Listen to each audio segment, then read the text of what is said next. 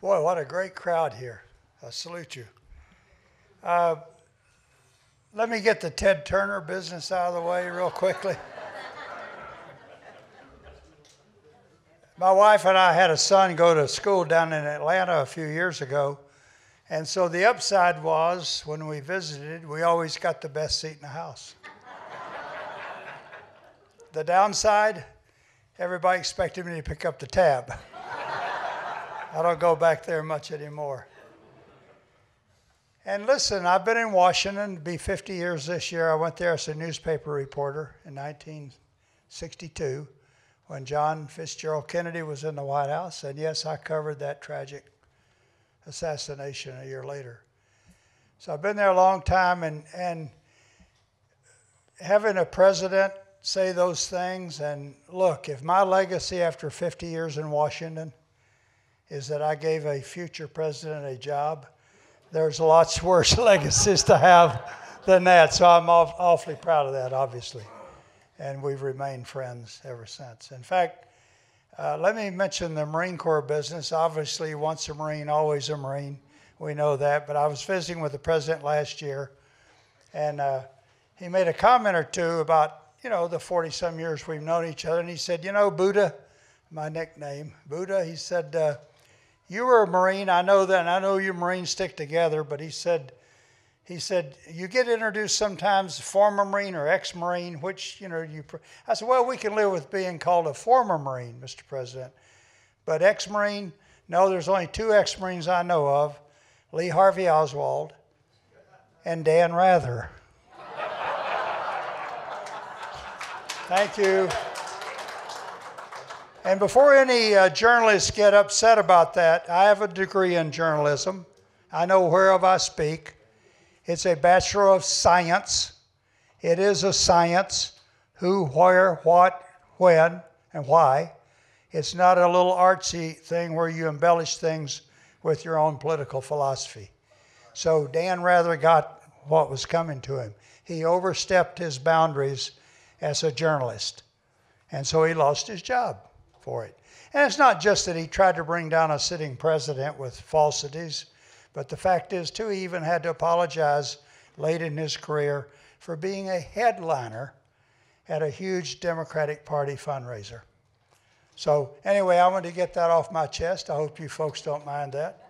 But again, too, and I want to salute the veterans in this audience because, quite frankly, when I talked about the 60 Plus Association being a counter to the AARP, let's make one thing very clear. The AARP's leadership in Washington is very, very liberal. Now, most seniors out in the 50 states, I think, are more moderate, if you know, and even conservative. Poll after poll shows that. So when I was told that the AARP leadership is very liberal, that's when I was urged to start a group to counter them. And again, I don't make all this stuff up about their liberalism. They've been called on the carpet before, and just recently some emails were discovered, and I think you folks are probably aware of them by now, that showed that senior citizens at the AARP were voting 14-1 against this particular bill, this health care overhaul 2 years ago. 14-1. Now, you all been in some campaigns, I'm sure. If you're losing 2-1, even 1 1/2 to 1, you're losing pretty big, aren't you? But if you're losing an issue 14-1, you need to get in another line of work or something. 14-1. And what did they do? They did nothing. Oh, no, they did. They sent an email back to the White House and said, we must change our messaging. It isn't working. They basically threw a bunch of Democratic Congress people under the bus in 2010. 63 Democrats had to update their resumes, and a bunch of Democratic senators are going to have to do the same thing this November because the AARP, look, with their 40 million strong, we have 7 million at the 60 Plus Association all around the country. They have 40 million. As strong as they are, had they gone to the president, public or even privately, and said, Mr. President, seniors are opposed to this bill, 14-1. or gone to Harry Reid in the Senate or Nancy Pelosi and said this. They didn't do it. So basically and I asked, well, Mr. Martin, why? Well, I can think of only one reason: for the almighty dollar, making millions on the backs of seniors. Let me put it this way. It's hard to resist a sales pitch when you get a letter in the mail that says we're 40 million strong, so we can get you the best price possible for your insurance. And then you read that they made $600 million last year, profits on the backs of seniors. It makes seniors kind of wonder, well, perhaps they could have gotten me just a little bit better price. So we had a bunch of seniors recently down in North Carolina. They said, Mr. Martin, come down to North Carolina. We're going to have an AARP card burning event. And I said, well, gee, I said, that might be a fire hazard. or some of our ecological friends on the left might get a little upset about that. So I said, why don't you just slice them in half and mail them back in? And so a little lady wrote me later, 80 years old. She said, listen, I did you one better. I cut mine in half. I mailed each half back in one of their envelopes that they had to pay the postage twice. She said, I sent a message. So with that in mind, again, and the 14-1, my heavens, 14-1. And remember back in 2009, now it becomes clear that they were behind the scenes wanting to work hand in glove with the administration. Why? Remember, the administration has set out on insurance companies making 2% profit, said you've got to lower your profit margin. The AARP is making 5% profits, not a peep about the AARP lowering their insurance profits. They are a Fortune 500 insurance conglomerate. That's what the AARP is. We don't mind them competing for your business, but they also get millions and millions of our tax dollars. A lot of you folks, I think, know that. The high water mark one year, $85.9 million. 1 year alone. And I testified before Congress. I was asked, well, what do they do with all that money? I said, well, someone told me that they're teaching seniors how to drive. Well, by the time you're a senior, perhaps we shouldn't use tax dollars to teach a senior citizen how to drive. They get all that money. And look, again, Thomas Jefferson, said something along the lines that, and no, I wasn't back there in those days, but President Jefferson said it's both sinful and tyrannical, to use some old-fashioned language maybe, sinful and tyrannical to use the public's money, taxpayers' dollars, to push a cause with which half the people may agree, half may disagree. And so we think that's wrong, and that's a major difference between the AARP and 60 Plus. They're selling products hand over fist and obviously making millions and millions of dollars. We're selling one thing, a philosophy. Limited government, less taxes. Seniors have to live within their means. The government should have to do the same. And we also push something called the Constitution of the United States. We think there should be an adherence to that document.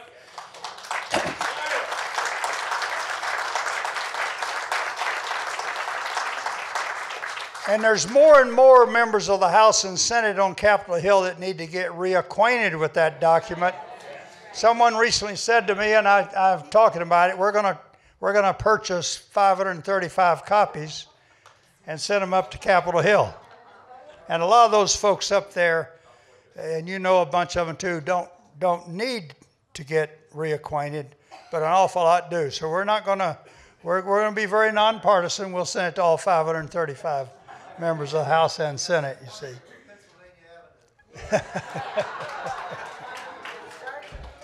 536. We just increased. We're going to take another copy. That's a great idea.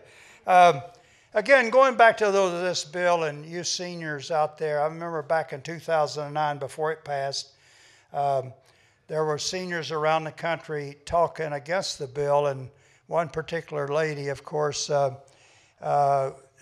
called you un-American, and she, the one that said we have to pass it to figure out what's in it. Well, I'm going like, well, those seniors knew what was in it. Maybe she didn't, but they sure knew.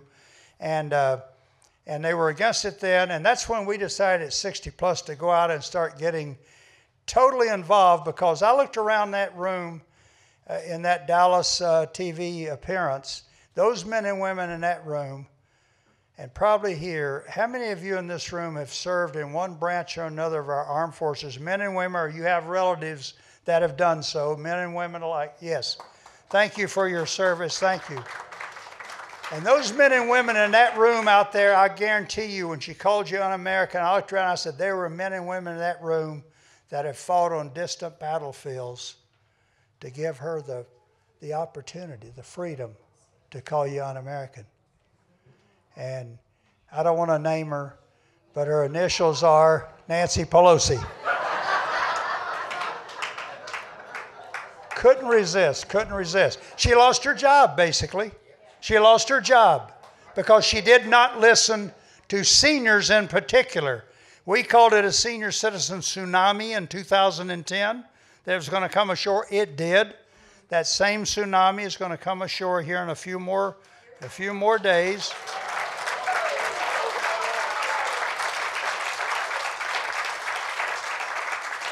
Because you folks have it within your hands, just like you did in 10, you do again here in 12. Senior citizens will decide this election, up and down the ticket, from the White House on down. Seniors will do that. Stay energized, stay focused, and I know you will. But the fact is, those 63 in the House that lost their seat, some Democratic senators will. John Tester out in Montana is going to lose his seat.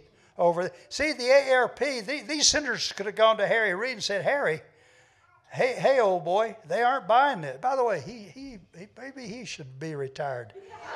Harry.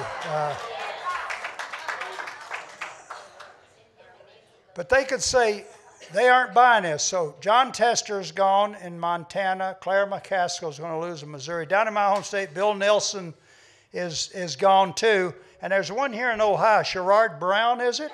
I think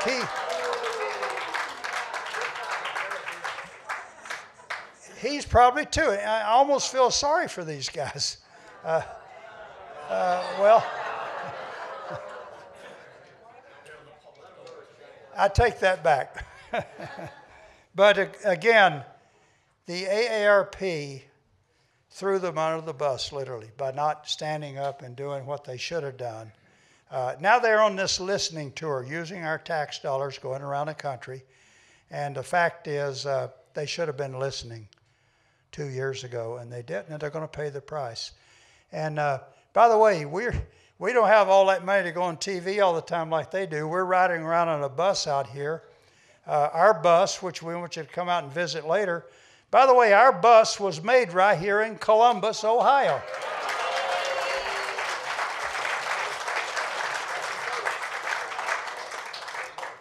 The company is still here.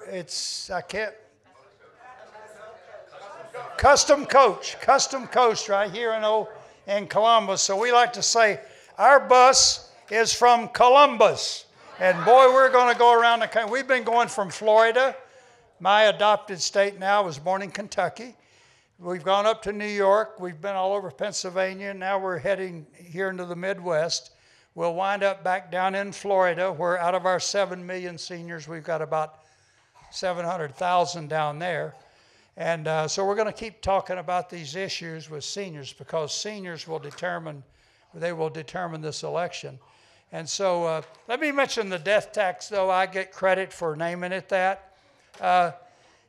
Truth be told, Ronald Reagan called it the death tax. Great Ronald Reagan in the 1980s. But it is true that 60 plus, we put it on everybody's radar screen by talking about it on a daily basis. And I started calling it the death tax from day one. And we moved it from one goal line to the other. We got it through the House of Representatives with about a 100-vote margin about 6 years ago. We got 42 Democrats, 8 members of the Congressional Black Caucus. You know why? Because there were studies showing that minority-owned businesses are impacted hugely by this tax, you see. And we took that around, and so we got 42 Democrats to come aboard. Passed it 272 to 162, 110-vote margin. Well, what happened over in the Senate? We got 57 votes there for total repeal, but that same guy over there the old boy, Harry Reid, he stopped it. Well, I make you this promise. I will not retire until we finally repeal the death tax, get rid of it once and for all.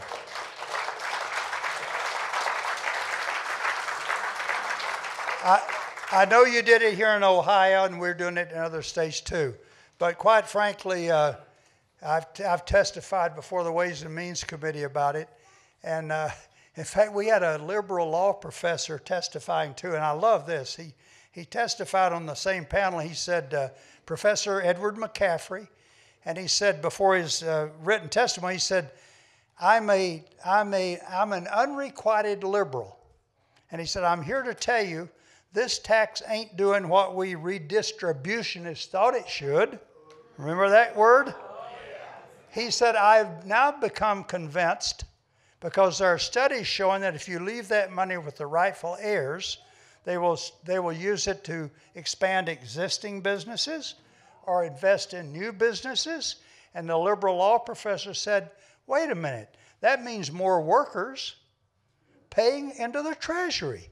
So he said, I'm an unrequited liberal, but I've come to believe that, we should, and it's a former redistributionist. And then he said, this is a tax that liberals should hate. I didn't know there was such an animal, but we loved his testimony, and we circulated that around among the Democrats so they know it wasn't just us right-wing conservatives that were trying to do this, you see. And the fact is, we will repeal it eventually. It may come earlier than we think with the changeover coming in the U.S. Senate. But after all, it's immoral to tax that which has been taxed 3, 4, 5 times upon death. A loved one is dying, and who's the first claimant in line? Uncle Sam, not even a blood relative, with his greedy outstretched hands. So we're fighting that one as hard as we can. Now look, folks, I want to sign you up later on at 60 plus. There's a few people here probably qualify at 60 plus. If not, we'll wait for you. But one other major difference between us, though, and the ARP, the AARP, they tout an entertainer named Harry Belafonte. Now, Belafonte is a great entertainer, but he's so far, he likes to hobnob with Ahmadinejad and Chavez. He's so far to the left, it's hard to believe, but he almost makes this president look somewhat moderate. I know that's hard to believe, but it is. But our spokesman is another legendary entertainer, Pat Boone. And Pat Boone likes to talk about his friendship with his old buddy, Ronald Reagan. Anyhow, folks, we want to work with you. If I could leave with one message, stay energized between now and November 6th. We need you to do the job. You will do it. You'll finish the job that we started in 2010. Thank you so much for your attention.